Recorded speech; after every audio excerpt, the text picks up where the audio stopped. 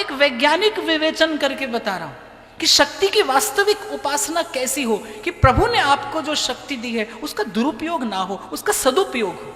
शक्ति की उपासना केवल 9 दिन नहीं, शक्ति की उपासना तो जीवन भर होनी चाहिए।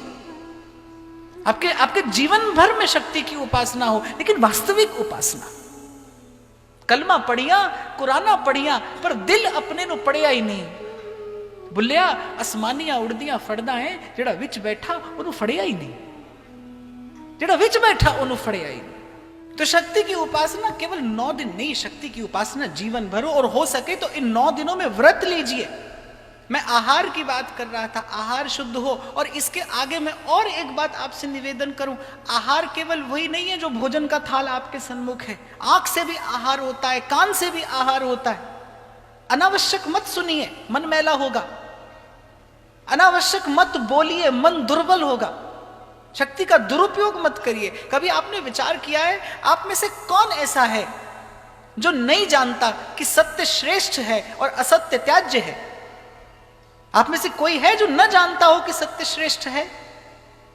संतों ने तो धर्म और अधर्म का एक निर्णय किया है, जाति मत संप्रदाय से ऊपर उठकर।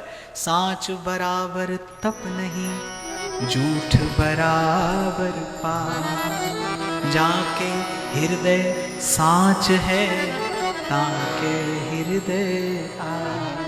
और राम कृष्ण वाहेगुरु अल्लाह ईश्वर ये नाम तो बाद में है, ये जो उसका पहला परिचय है, जो प्रथम परिचय उस परम सत्य का है, उस परम चेतना का है, वो प्रथम परिचय क्या है? आद सच जुगाद सच है भी सच, नानक होसी भी सच। श्रीमद् भागवत प्रथम स्तुति भगवान की करती है, क्या कहकर? सत्यम परम धीमहि, कि वो सत्य है।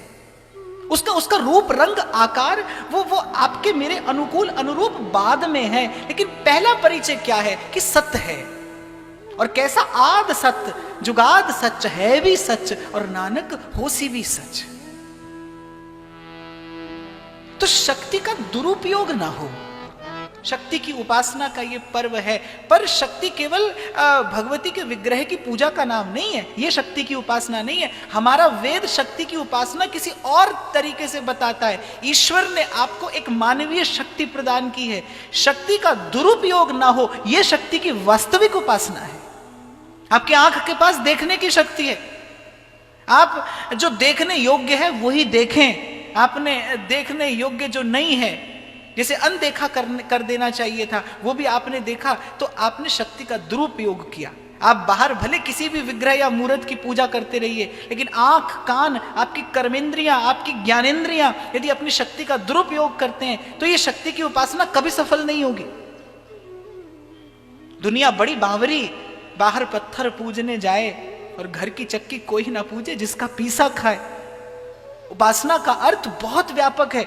इसीलिए मैंने आपको निवेदन किया कि गुरुजनों के अनुशासन में रहकर भजन करिएगा, सत्संग की छत्र छाया में रहकर अपने आध्यात्मिक जीवन को आगे बढ़ाइएगा।